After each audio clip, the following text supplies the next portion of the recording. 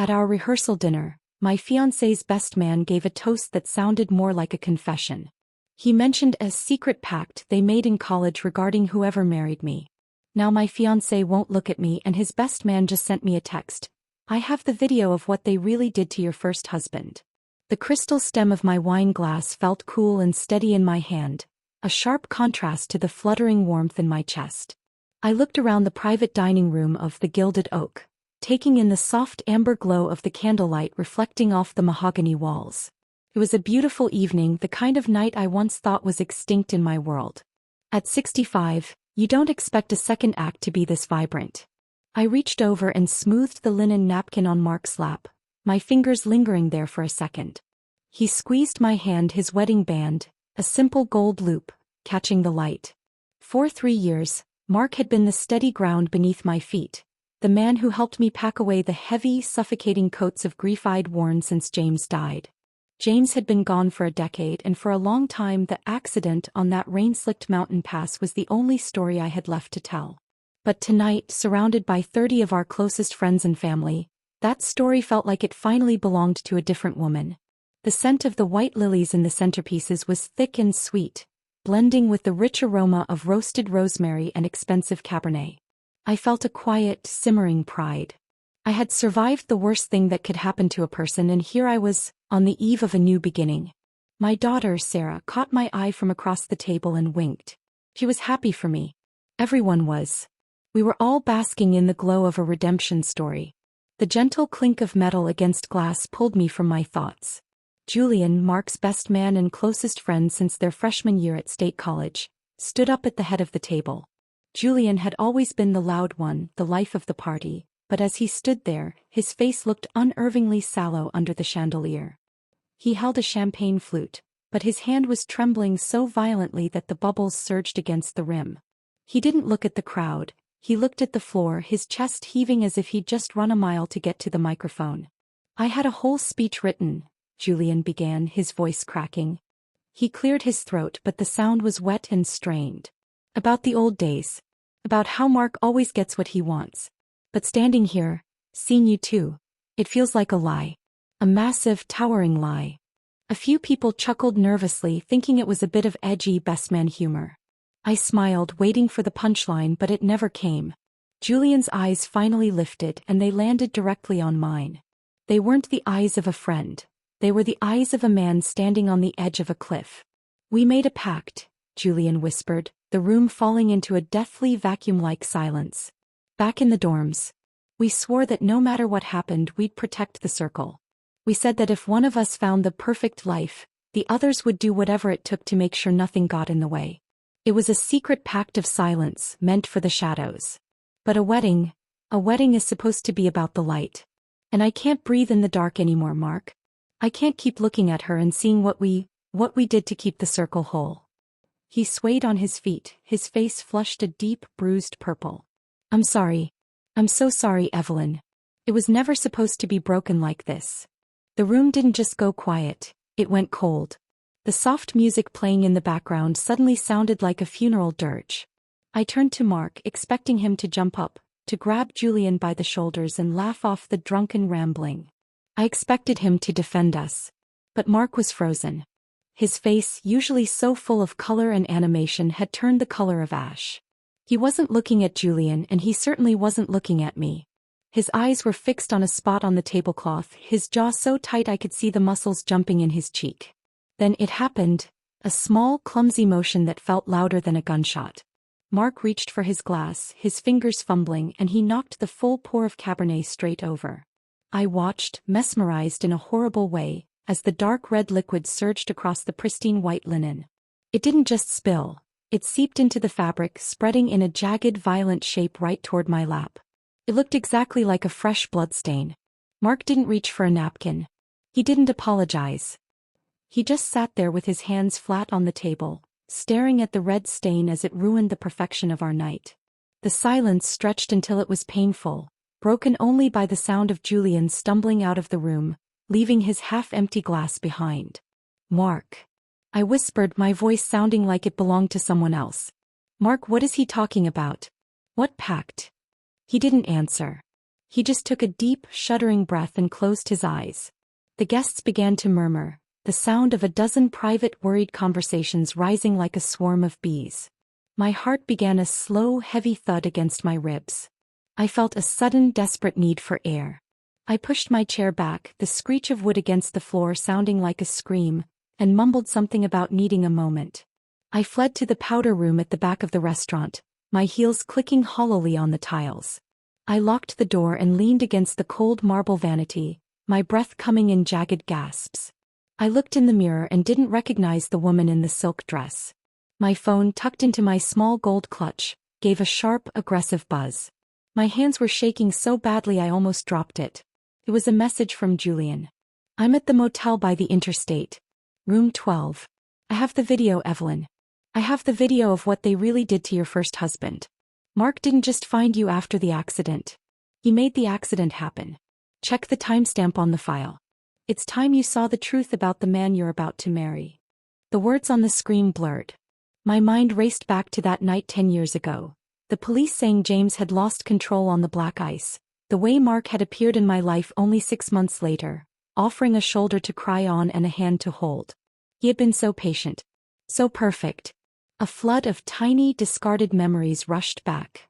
Mark knowing James's favorite brand of scotch without being told, the way he always changed the subject when the details of the crash came up. The air in the bathroom felt like it was disappearing.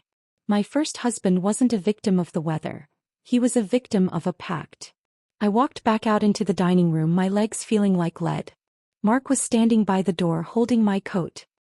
He looked like a man who had composed himself, but his eyes were dead. Let's go home, Evelyn, he said, his voice flat and devoid of the warmth I had grown to crave. Julian is having a breakdown. We'll deal with it in the morning. He reached for my elbow and for the first time in 3 years, I flinched away from his touch. The drive home was a nightmare of silence. The streetlights flickered over Mark's face, casting him in alternating stripes of light and shadow. He stared straight ahead at the asphalt, his knuckles white on the steering wheel. I sat against the passenger door, my phone clutched in my lap like a ticking bomb. I looked at the man I had shared my bed with, the man I had trusted with my soul, and I realized I was sitting next to a predator who had spent a decade camouflaging himself as a savior. The house I once considered my sanctuary now felt like a cage at the end of a very long road. I wasn't a bride anymore. I was a witness. The dawn of my wedding day didn't bring the soft, hopeful light I had imagined. Instead, the sun crept over the horizon in a sickly shade of gray, filtering through the kitchen blinds like a warning. I hadn't slept. I had spent the night sitting upright in the guest room, watching the digital clock pulse with every passing minute of my dying trust. I walked into the kitchen, the floorboards cold against my bare feet, to find Mark already there. He was meticulously measuring coffee grounds, his movements precise and calm, as if the world hadn't tilted on its axis 12 hours ago. The sight of his domestic normalcy made my skin crawl. "Evelyn, you're up early," he said, his voice smooth, devoid of the gravelly edge most people have in the morning. He turned to me with a smile that didn't reach his eyes, which were bloodshot and hollow. "I was just about to bring you a cup. We have a big day ahead." I stood by the kitchen island, my hands shoved deep into the pockets of my robe. "Julian said something about a pact, Mark. He said it was a secret meant for the shadows." "What did he mean?" Mark didn't flinch. He set the carafe down and walked toward me, his pace measured. "Julian had too much to drink, honey. You saw him.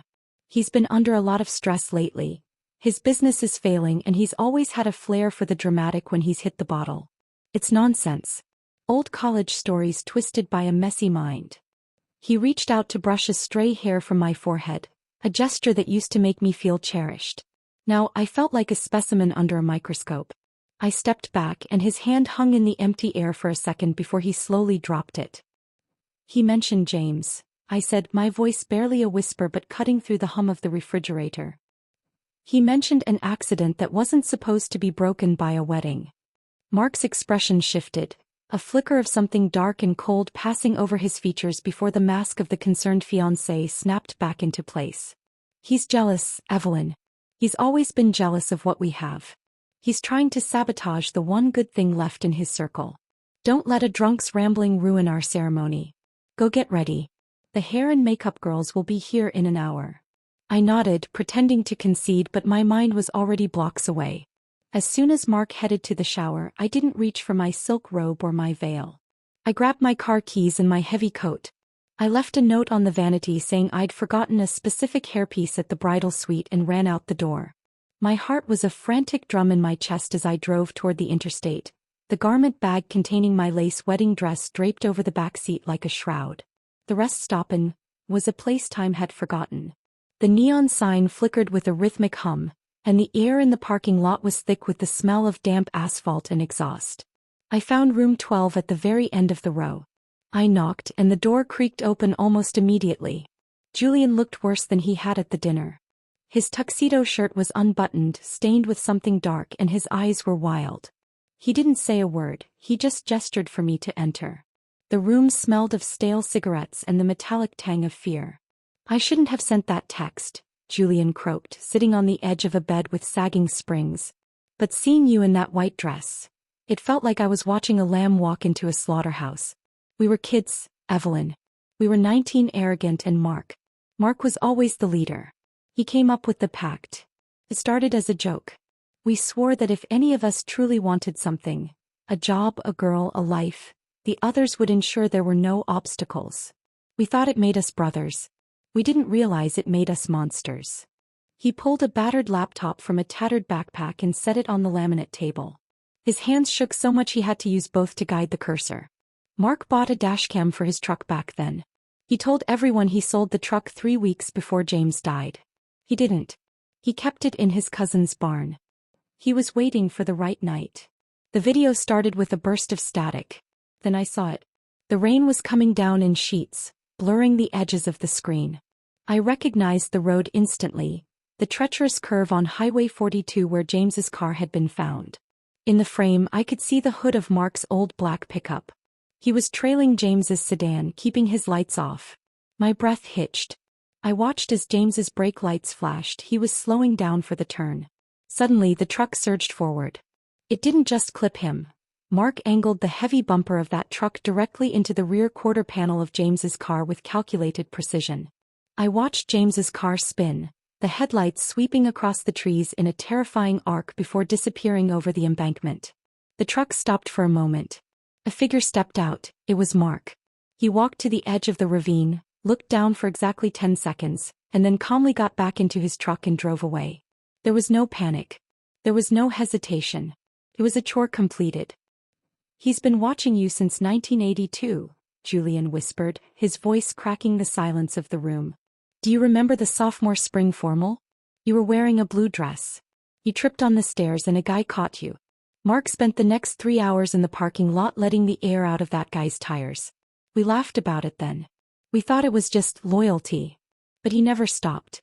He waited for you to marry James because he wanted to see if you'd be happy. When he decided you were too happy with the wrong man, he invoked the pact. He made me scout the road. He made me his lookout." As Julian spoke, a memory I had buried for decades surfaced with a jarring clarity. I remembered a day in the college library sitting in the stacks. I had felt eyes on me and turned to see Mark 3 rows over. He hadn't been reading. He had just been staring at me with an intensity that, at the time, I had mistaken for a shy crush. He had followed me to my dorm that night, stepping into the shadows when I turned around. I had told myself I was being paranoid. Now I realized I had been hunted for 40 years. I looked at the laptop screen, the image of the empty road frozen in time. The grief I had carried for James suddenly shifted into something sharper, something colder. It wasn't just sadness anymore.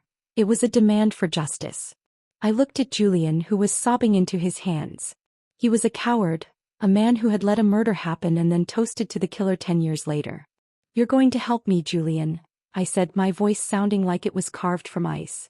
"You're going to give me this file. And then you're going to get in your car and go to the church." I walked back to my car, the wedding dress still staring at me from the back seat. I sat in the driver's seat for a long time, the engine idling. I could run. I could drive until the gas ran out and never look back. But I thought of James, trapped in that cold ravine while Mark was probably at home planning our first date.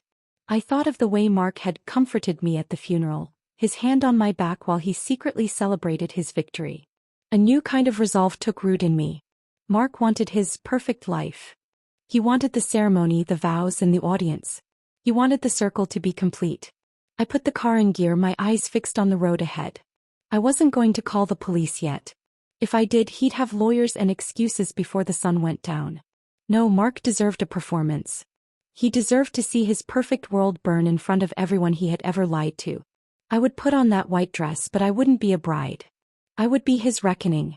The gravel of the church parking lot crunched under my tires, a harsh, grounding sound that pulled me out of my trance. I was 40 minutes late. In the distance, I could see the frantic figure of my wedding coordinator, her headset gleaming in the afternoon sun, pacing near the heavy oak doors of St. Jude's. I stepped out of the car, the silk of my wedding dress feeling like cold lead against my skin. I didn't look in the mirror. I didn't need to see the bride. I only needed to feel the weight of the digital evidence tucked into my lace clutch. Evelyn. Thank heavens, the coordinator hissed, rushing toward me with a flurry of hairpins and nervous energy. Mark is a wreck. Everyone thought you'd had second thoughts. Are you all right? Just nerves, Martha, I lied, my voice remarkably steady. Just a long final moment to myself. I let her lead me toward the vestibule, moving like a ghost through the familiar rituals of preparation. As the heavy doors groaned open and the organist began the first stirring chords of the processional, a sickening sense of surrealism took hold. I walked down the aisle, my eyes fixed forward. To my left and right, the pews were packed with the faces of my life. My bridge club, my former colleagues, my daughter crying soft tears of joy. They all saw a woman finding her sunset happiness. I saw a room full of witnesses to a crime they didn't know had been committed. Mark stood at the altar, looking every bit the distinguished gentleman in his charcoal suit. His smile was wide, relieved, and triumphant. Beside him, Julian stood as the best man, his skin a translucent, sickly gray, his eyes darting toward the exits. As I reached the front, Mark took my hand. His skin was warm, the same hand that had steered a heavy truck into my husband's life, and I felt a jolt of pure electric revulsion. Instead of taking my place for the opening prayer, I leaned in and whispered into Mark's ear, loud enough only for him and Julian to hear. We need to step into the vestry. Right now. Both of you. Mark's smile faltered, his brow furrowed in confusion. Evelyn, the minister is waiting. We're in the middle of. Now, Mark, I said, my voice dropping to a register he had never heard from me. Or I say what I have to say right here in front of your mother and my daughter. The color left his face in a visible tide. I turned and walked toward the small side room used for private prayer and robe changes, not waiting to see if they followed. I knew they would. The door clicked shut behind them, sealing us in a small, cramped space that smelled of old incense and floor wax. The muffled sound of the organ continued outside, a haunting reminder of the life that was supposed to begin today. I didn't waste words. I pulled the small tablet from my clutch and pressed play. The grainy image of the mountain road filled the small screen. I only let it run for 5 seconds, just long enough to see the black truck lurch forward, just long enough to see the impact. The silence that followed was heavy, suffocating. Mark's loving mask didn't just slip, it disintegrated. His features hardened, his eyes narrowing into something sharp and predatory. He didn't deny it. He didn't act shocked. He simply looked at the screen and then back at me, his chest expanding with a slow, deliberate breath. It was 10 years ago, Evelyn, he said, his voice dropping the facade of the doting fiancé.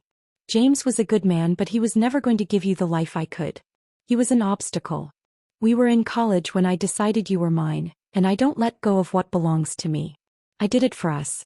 I built this entire life so you would never want for anything. You should be thanking me for the devotion it took to wait that long. Devotion. I spat the word like it was poison. You're a collector, Mark. You didn't love me, you wanted to own the prize. And you, Julian? I turned to the best man who was leaning against the wall, shaking. How many nights did you sit at our dinner table, drinking the wine Mark bought with the life he stole? I had to, Julian whimpered. The pact. Mark said if I talked I was as guilty as him. I was the scout. I told him when the road was empty. Mark stepped toward me, his hand reaching out not in a caress but in a command. Give me the device, Evelyn. We'll go out there, we'll finish the vows, and we will never speak of this again. I can make your life very difficult or I can continue to make it perfect. Choose wisely.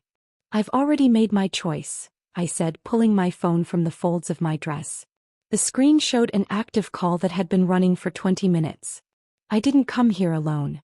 And I didn't just bring my anger. The side door to the vestry, the one leading to the church office, burst open. 2 plainclothes officers stepped in, followed by a uniformed sergeant. Mark froze, his hands halfway to my throat, his eyes wide as he realized the private prayer had been a recorded confession. The transition from the groom to a prisoner was instantaneous. I watched as they spun him around, the zip ties clicking into place over the wrists that had held me so many times. Julian Thorne, Mark Sterling, you're under arrest for the conspiracy and murder of James Miller, the officer intoned. The words felt like a physical weight lifting off my shoulders. As they led them out the back door to avoid a scene in the main sanctuary, Mark turned his head. The look he gave me wasn't one of regret. It was one of pure, unadulterated rage that he had lost his prize. I stood in the quiet room for a long time after the sirens faded into the distance. The wedding coordinator poked her head in, her face a mask of horror. Evelyn, the guests, what do I tell them?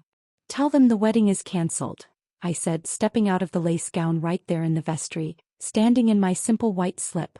Tell them the bride has finally regained her senses. A week later, the sky was a clear, piercing blue. I stood at the foot of James's grave, the real one, in a quiet cemetery on the edge of town. I wasn't wearing white. I was wearing a simple, sharp black dress. The kind of dress a woman wears when she is no longer afraid of the shadows. I placed a single bouquet of yellow roses on the stone, the flowers he used to bring me every Friday. The truth was bittersweet. It had cost me my illusions, my second marriage, and a decade of my life spent with a monster.